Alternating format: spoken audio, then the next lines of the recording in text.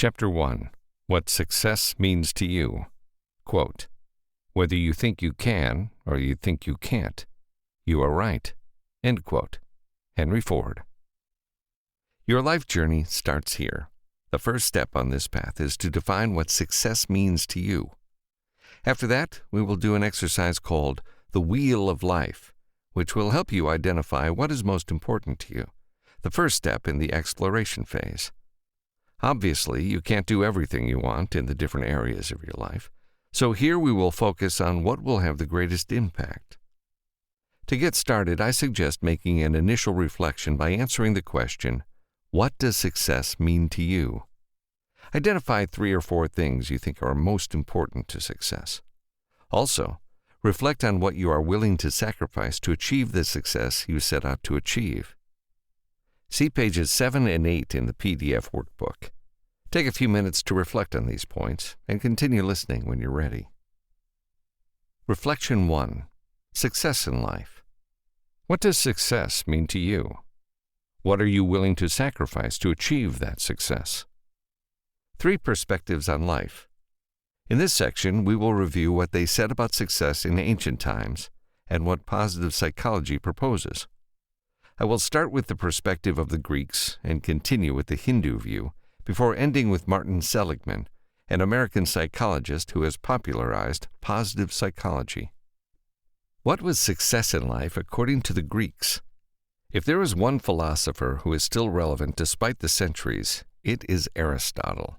His book, Nicomachean Ethics, is considered a masterpiece of philosophy and is still read by many to this day. Apparently, the book comprises lecture notes from one of his students. In the book, Aristotle presents his ethical philosophy. In his view, ethics are not a series of rules or commandments that we must follow, but instead a long path of developing our character, including perfecting certain virtues. Aristotle defined virtue as a habit developed through the constant practice of balanced moral actions. The virtues lie in the middle between 2 extremes, excess and deficiency. Extremes represent vices and unbalanced behaviors that divert people from taking the right actions. For example, bravery lies in the middle ground between cowardice, deficiency, and recklessness, excess. Aristotle believed that practicing virtue leads to a good life. He used the Greek word eudaimonia, which can be translated as blossoming, a concept I call the full life, the book's title. Flourishing is achieved through an ethically balanced and virtuous life. For Aristotle, virtue is not just a behavior, but an integral part of personality. To achieve the full life, you must comply with 4 conditions. Meaning and purpose. In other words, your activity and actions in the world have a positive impact. In addition, you must have a purpose to guide you. Relationships with others. For example, Aristotle places great importance on friends. Moreover, we have an obligation to contribute to society. Sufficient economic situation to lead a dignified life. Aristotle was a practical man. Lead a virtuous life. Aristotle identified 12 virtues that fall into 2 main categories, intellectual and ethical. Intellectual virtues are skills related to reasoning, theorizing, and knowledge. Ethical virtues involve the practice of correct moral and ethical habits. There are 4 ethical virtues. Prudence is the ability to judge what is right and wrong in specific situations. Fortitude is the courage and determination to face pain, adversity, and danger. Temperance controls desires and passions to avoid excessive behaviors, such as pleasure, food, and drink. Fairness is the ability to make fair decisions and treat others fairly and respectfully. A very important concept in Aristotle's ethics is practical wisdom. This is the ability to apply the knowledge that one acquires in daily life to make sound decisions and achieve the full life. Practical wisdom involves deciding the best course of action in a particular situation, considering the circumstances and consequences at play. Practical wisdom is important because it is not enough to know, it is also necessary to know how to properly apply it in practice. According to Aristotle, practical wisdom is acquired through experience and reflection on our actions, and can only be attained over time and with consistent practice. For Aristotle, reason differentiates us from other animals, which makes us human. The full life results from applying our rationality to the problems that life presents to us. Epicurus, another Greek philosopher, takes a different perspective on life. For him, what is important is a life that holds two characteristics: ataraxia, a life free of worries and fears. It is a state of tranquility and inner serenity achieved through the absence of emotional and mental disturbances that can distract attention from the important things in life. Think of it as a state of mind that is balanced and stable. It is achieved by eliminating or minimizing the desires, fears, and passions that upset and disturb us. For Epicurus, ataraxia was one of the most important goals in life, as it allows us to achieve happiness and inner peace. Avoiding suffering and seeking pleasure in life. This does not mean that we pursue indiscriminate pleasures that will end up causing suffering. Epicurus differentiated between natural pleasures and unnecessary pleasures. Natural pleasures, such as food, water, and shelter, are necessary for our survival and well-being. To avoid excesses, these natural pleasures should be sought and enjoyed in moderation. On the other hand, unnecessary pleasures, such as wealth, power, and fame, are not necessary for survival and can be detrimental to our long-term health and happiness.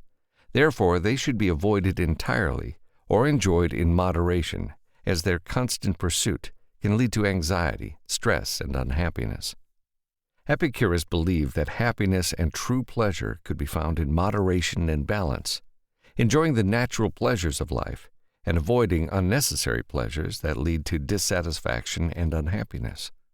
While Aristotle prioritizes our reason and focuses the good life on achieving meaning and perfecting our character in the long run, Epicurus focuses on the present and the enjoyment of simple pleasures.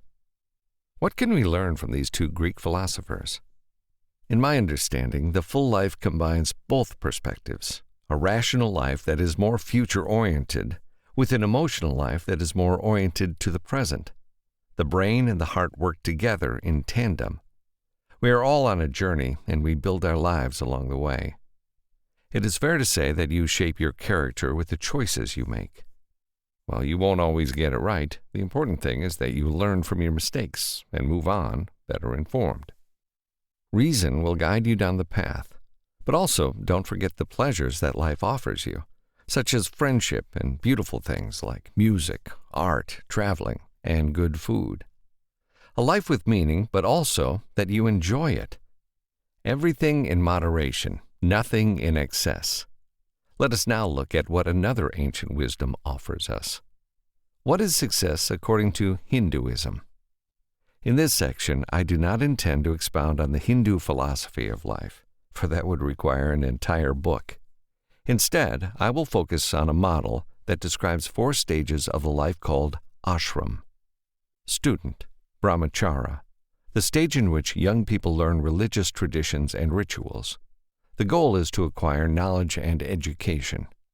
Family life, grihastha. In this stage, men and women get married and have children. In addition, they work to provide for their family and ensure that their children get a proper education. Retirement, vanaprastha, the stage in which parents withdraw from their family responsibilities and teach wisdom and values to the next generation. Renunciation, sannyasa. Individuals abandon their worldly life, engage in meditation, and seek liberation from the wheel of birth and rebirth, samsara. I want to translate this Hindu model into a more up-to-date language. As I understand it, life has, in general, 3 stages. Student. During childhood and youth, we learn the values and skills necessary to face life in society. Provider. Most people are dedicated to their work and family at this stage. The main goal is to provide for the family's well-being and ability to live a stable life. Retiree. After completing their work and family responsibilities, seniors devote themselves to the activities they enjoy while contributing to society with their expertise. What can we learn from Hindu philosophy? The main lesson to take away is that life does not follow a straight line. Instead, it consists of different life stages that demand different responses. Thus, our lives must adapt to these different stages and evolve over time. The stages don't necessarily have to be like those indicated by Hinduism, but they are usually the most common in a person's life. Our values evolve accordingly and may even change entirely. For example, we have different priorities when we are in the education phase as when we are responsible for a family. Personally, I find the last life stage in Hinduism, renunciation, interesting. In the West, we don't tend to withdraw from the world at the end of our lives. In my case, I feel very comfortable as a retiree who is still active in the world, especially because I can do activities that I didn't previously have time for, such as writing this book. Now, let's jump several centuries and explore what positive psychology tells us. What is success in life according to positive psychology? In this section, I will refer to Martin Seligman, an American psychologist and professor of psychology at the University of Pennsylvania, who is also president of the American Psychological Association, APA. Seligman has written several books, including Authentic Happiness and Flourish, in which he explores how people can build more fulfilling lives by developing emotional skills and practicing positive values. Seligman has also been recognized for his work in treating depression and other emotional disorders. Seligman presents the model for happiness and well-being known as PERMA, an acronym that stands for Positive Emotion, refers to the experience of feeling positive emotions such as happiness, joy, and gratitude, among others. Engagement is the involvement in activities or tasks that are considered meaningful and generate a sense of fulfillment. Relationships. Positive relationships with others can generate greater well-being and social support from different areas. Meaning. People with a sense of purpose in their lives, finding short or long-term goals and opportunities, have higher levels of psychological well-being. Achievement is a sense of accomplishment that refers to achieving the goals you have set for yourself. Seligman's PERMA model is quite comprehensive, as it refers to positive emotions and other aspects of life, such as relationships, occupation, accomplishments, and meaning. Together, these 5 points form the basis of sustainable well-being and happiness. What can we learn from positive psychology? Martin Seligman, a leading international figure in positive psychology, frequently refers to the philosopher Aristotle. In a way, Seligman's model combines the philosophy of Aristotle with research in positive psychology. Seligman gives a fuller view of what a full life could look like through his work. As we've seen from the previous 3 perspectives, success is much more complex than we tend to believe. In addition, it can vary depending on what phase of our life we are in. In general, the answers I get in my courses to the question, "What does success mean to you?" tend to take 2 forms. The first defines success based on external signs such as wealth, fame, and power. The second way is focused on internal factors, such as satisfaction with our relationships, an occupation that motivates us, and having a purpose in life. External success is not necessarily negative. Some may even achieve a combination of internal and external success. The problem is when we sacrifice everything to obtain that external success. The external signs of success may disappear, while the internal is more stable. I'm not against having money, fame, and power, but we can't base our happiness solely on those factors. Money is not inherently bad. Its value depends on how we use it, and the same goes for power and fame. Ultimately, the most important thing is our values, character quality, and relationships with the people we love and who love us. As they say, money can buy a big house, but cannot buy a home. Money can buy a luxury watch, but cannot buy time. I think you understand the point. Now, it's time to dive into the second reflection of the book, where we'll explore what aspects are truly important in your life. We're talking about the Wheel of Life, a model originally developed by Paul J. Meyer in the 1960s.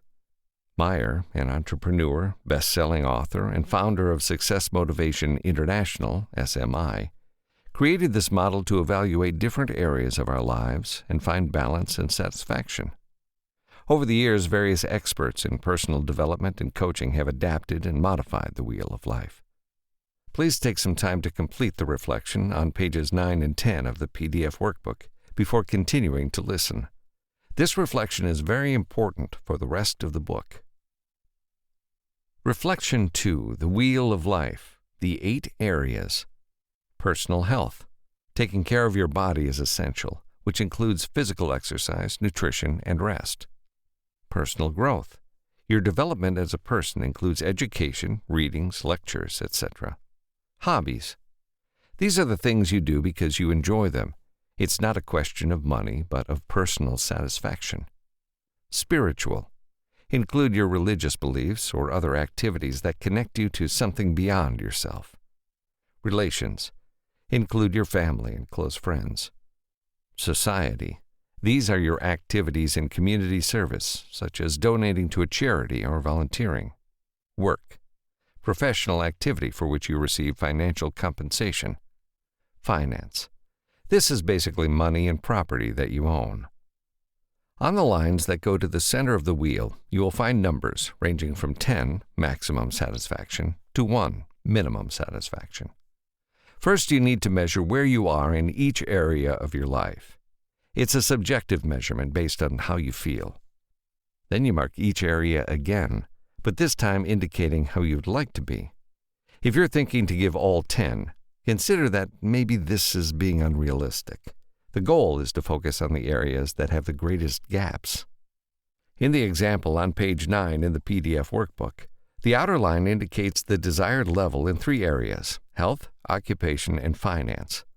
I could go on with the others, but we'll leave it at 3 just as an illustration. In your case, complete all areas. And because of the difference between the lines, health and work issues are of more concern to this person. Now it's your turn. Go to page 10 of the PDF workbook. First, note how you see yourself now in the 8 areas, and then how you would like to be. The next step, on page 11 in the PDF workbook, is to complete the table indicating what actions you could take to improve your level of satisfaction in each area. You can review all areas or focus on the ones with the biggest deficits. It's entirely up to you. This is the end of this reflection. We'll use your wheel of life later in the book, but first we will do something else. If you look at the areas on the wheel, they can be grouped into 3 concepts. You, health, personal growth, hobbies, and spirituality. Other, relationships and society. Occupation, work and finance. With these 3 concepts, I will build the life house of the full life. See page 12 of the PDF workbook. The foundation of the house is you. The full life begins with you. It's not selfishness, it's realism. You need to take care of yourself to be able to contribute to others or your work. If you're not strong, the house will sink. Relationships with others and your work are the pillars that hold the roof up. Columns can collapse, but if the foundation is firm, you can always raise new columns. In the next 3 chapters, we'll cover the 3 elements of the house.